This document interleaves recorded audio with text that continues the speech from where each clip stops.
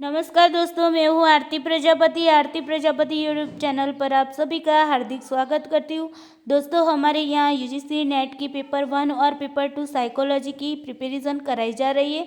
तो दोस्तों, अभी हमारे यहाँ पर टीचिंग एप्टीट्यूड का यूनिट चल रहा है, जो यूनिट 1 है, और उसकी ये क्लास 13वीं यानी कि 13वीं क्लास है। और उसमें आज हम देखने वाले हैं शिक्षण के प्रकार के बारे में, जिसमें सूक्ष्म शिक्षण, जिसे हम माइक्रो टीचिंग कहते हैं, और वास्तविक शिक्षण के बारे में आज हम जानने वाले। तो दोस्तों, टॉपिक पर चलने से पहले आपसे रिक्वेस्ट है, अगर मेरे वीडियोस आपको पसंद आते हैं तो इसे लाइक कीजिएगा, अपने दोस्तों के साथ शेयर कीजिएगा और इस चैनल को सब्सक्राइब कीजिएगा। चलिए दोस्तों, देखते हैं शिक्षण के प्रकार के बारे में।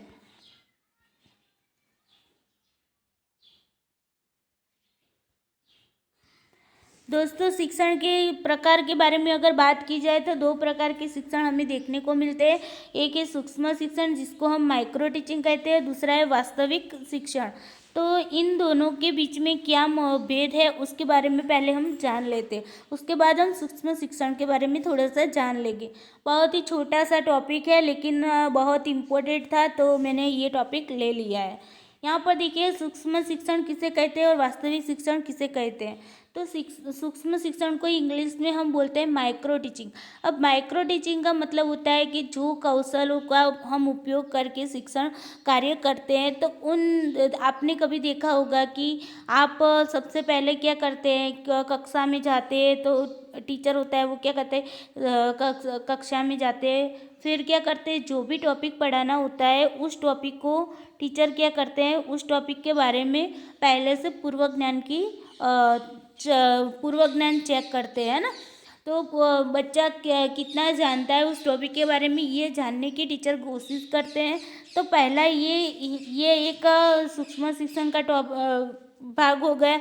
उसके बाद टीचर क्या करते हैं, टीचर पाठ को पढ़ाते हैं, यानी कि कोई भी तथ्य बच्चों को सिखाते हैं, कोई भी टॉपिक सिखाते हैं। तो ये भी एक दूसरा एक पार्ट हो गया। उसके बाद आप देखिए कि सिखाने के बाद टीचर क्या करते हैं, बच्चों को मूल्यांकन करते हैं, इवेल्युएशन करते हैं कि बच्चा कितना समझा है, कितना नहीं समझा है, तो उसके बारे में वो चेक करते हैं। तो ये तीसरा पार्ट हो गया। और इस तरीके से हर पार्ट में टीचर प्लानिंग करके बच्चों को पढ़ाते। तो ये जो छोटे छोटे पार्ट होते हैं उसे ही हम क्या कहेंगे, सूक्ष्म शिक्षण यानी कि टीचिंग, माइक्रो टीचिंग बोलेंगे। जबकि वास्तविक शिक्षण में क्या होते हैं, अलग अलग कौशलों को क्या करते हैं, एक साथ जोड़कर। आपने देखा कक्षा में 30 से 35 मिनट का जो पीरियड होता है, तो 30 से 35 मिनट का जो पीरियड होता है पूरा का पूरा, उसे हम वास्तविक शिक्षण कहेंगे। लेकिन ये 30 से 35 मिनट का जो पीरियड है उसमें टीचर छोटे छोटे भागों में बच्चों को सिखाता है। यानी कि पहले क्या करता है, बच्चों की पूर्व ज्ञान को चेक करते हैं, उसके बाद बच्चों को पढ़ाता है, पढ़ाने के बाद बच्चों का मूल्यांकन करते हैं, मूल्यांकन करने के बाद उसका अगर बच्चा अच्छे से नहीं सीखा है तो उसका निदान करते हैं, निदान करने के बाद वो क्या करते हैं, उसका उपचार करता है। तो ये क्या हुए, ये छोटे छोटे पार्ट हुए, जिस छोटे छोटे पार्ट को हम क्या कहेंगे, सूक्ष्म शिक्षण कहेंगे। और इन सभी को मिलाकर जो एक पार्ट पूरा होता है, एक पीरियड आपका पूरा होता है, उसे हम क्या कहते हैं, वास्तविक शिक्षण। ओके, तो अब क्लियर हो गया होगा कि सूक्ष्म शिक्षण यानी कि माइक्रो टीचिंग किसे कहते हैं और वास्तविक शिक्षण किसे कहते हैं। चलिए अब देखते हैं उसके इन दोनों के बीच में क्या भेद है। तो देखिए, एक ही कौशल का यहाँ पर क्या होता है, प्रयोग किया जाता है। यहाँ पर क्या होता है, एक ही कौशल का प्रयोग किया जाता है। यानी कि आप पूर्व ज्ञान को चेक कर रहे हैं, तो उसमें मान लीजिए आपको किसी बच्चों को कोई टॉपिक पढ़ाना है और उसके पूर्व ज्ञान को चेक करना है, तो आप क्या करेंगे, या तो फिर आप क्वेश्चन मेथड का यूज़ करेंगे, या भी कोई लेक्चर मेथड का, या फिर कहानी सुनाएंगे बच्चों को, कहानी सुनाकर उसे क्या करेंगे, विषय की ओर प्रवेश कराएंगे। तो ये जो कहानी सुनाकर आपने विषय की ओर प्रवेश किया कराया, तो वो कहानी कहने का जो कौशल था, जो वार्ता कथन कौशल था, उसे हम क्या कहेंगे, सूक्ष्म शिक्षण। यानी कि यहाँ पर एक ही कौशल का प्रयोग किया जाएगा। जबकि वास्तविक शिक्षण में क्या होगा, अनेक कौशलों का प्रयोग किया जाएगा। वार्ता कहानी कहकर आपने कहानी कहकर बच्चों को क्वेश्चन पूछा तो कहानी वाला कौशल हो गया, कथन कौशल हो गया। उसके बाद आपने क्वेश्चंस पूछा तो क्वेश्चंस का कौशल हो गया। उसके बाद बच्चों को पढ़ा रहे तो लेक्चर का जो कौशल था वो व्याख्या का कौशल हो गया। उसके बाद आप इवेल्युएशन करते तो इवेल्युएशन का कौशल हो गया। ये सारे कौशलों को वास्तविक शिक्षण में प्रयोग किया जाता है। सूक्ष्म शिक्षण में सिर्फ एक ही कौशल का प्रयोग किया जाता है। यहाँ पर क्या होते हैं, यहाँ पर छात्र कैसे होते हैं, कम होते हैं, यानी कि 5 से 10 छात्र होते हैं, ज़्यादा से ज़्यादा 10 या उतने ही छात्र होते हैं। यानी कि यहाँ पर छात्रों की संख्या कितनी होती है, कम होती है। जबकि यहाँ पर वास्तविक शिक्षण में क्या होता है कि वास्तविक शिक्षण में छात्रों की संख्या कैसे होती है, अधिक होती है। उसके बाद देखते हैं कि समय की अवधि भी कम होती है। आपने देखा होगा, आपने कभी बीएड किया होगा या पीटीसी किया होगा तो आपको पता होगा कि जब माइक्रो टीचिंग के जो पार्ट हम देने जाते हैं तो उसमें क्या होता है कि उसकी समय अवधि कम होती है, यानी कि 5 से 10 मिनट तक की होती है। कितनी होती है, 5 से 10 मिनट तक की इसकी समय अवधि होती है। जबकि वास्तविक शिक्षण की समय अवधि क्या होती है, ज़्यादा होती है। यानी कि आपने देखा कक्षा में जो पीरियड होता है, 1 पीरियड होता है, वो 35 मिनट का होता है ना। तो ये 35 मिनट की अवधि होती है वो वास्तविक शिक्षण में होती है। जबकि 5 से 10 मिनट की जो अवधि होती है उसे हम सूक्ष्म शिक्षण की अवधि कहेंगे।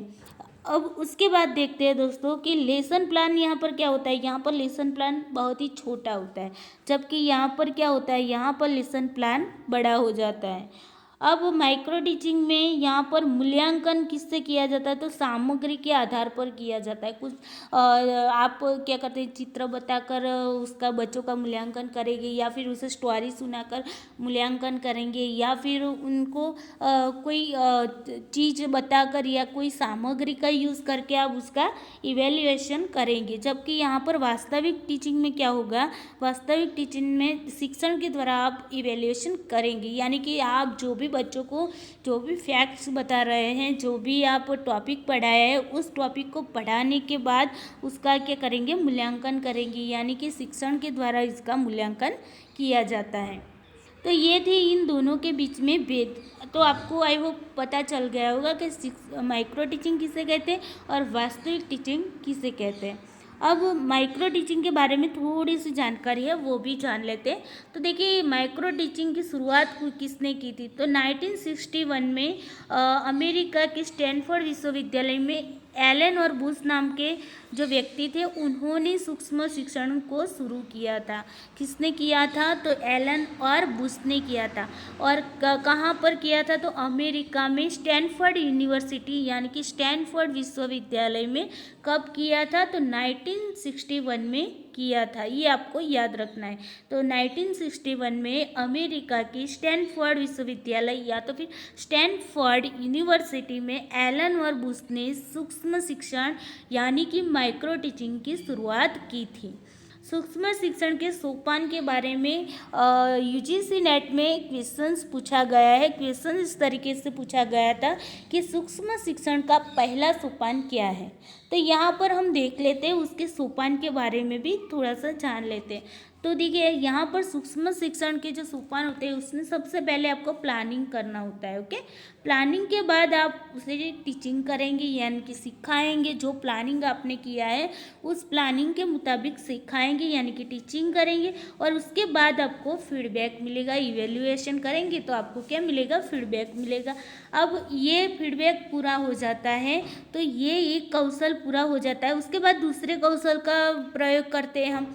तो ये एक कौशल पूर्ण हो गया, तो उसके बाद दूसरा कौशल यूज़ करते हैं। तो दूसरे कौशल में क्या होता है, फिर से रीप्लानिंग होता है, फिर से रीटीचिंग होता है, और फिर से क्या होता है, रीफीडबैक होता है। ओके, तो इस तरीके के उनके इसके सोपान थे। तो आपको सिर्फ इतने तीन याद रखेंगे तो उसके बाद के तो आपको याद रह जाएंगे। तो पहला सोपान क्या है, प्लानिंग होगा, उसके बाद टीचिंग होगा, उसके बाद फीडबैक होगा। ओके, और फिर से स्टार्ट हो जाएगा ये चक्र। यहाँ पर मान लीजिए ये प्लानिंग है, प्लानिंग के बाद आपने टीचिंग किया, टीचिंग के बाद आपको फीडबैक मिला, फिर से प्लानिंग किया यानी कि रीप्लानिंग किया, फिर से आपने क्या किया, फिर रीटीचिंग किया, फिर से आपने क्या किया, री फीडबैक आपको मिला। ओके, ये प्रक्रिया ऐसे चलती रहेगी।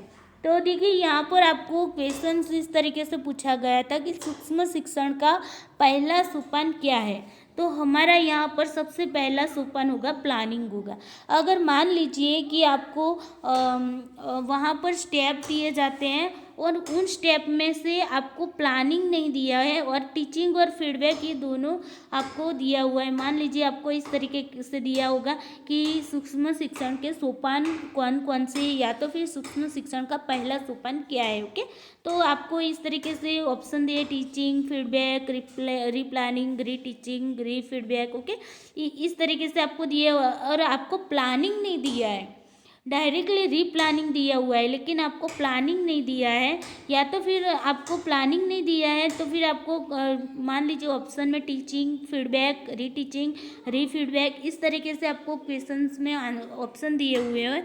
तो आपको क्या करना है, तभी आपको प्लानिंग अगर नहीं दिया होता तो आपको टीचिंग को पहला सोपान मानना होगा। ओके, तो आपको टीचिंग पर क्लिक करना होगा। अगर आपको प्लानिंग दिया हुआ है तो आप सबसे पहले किस पर टिक करेंगे, तो आप सबसे पहले प्लानिंग पर टिक करेंगे।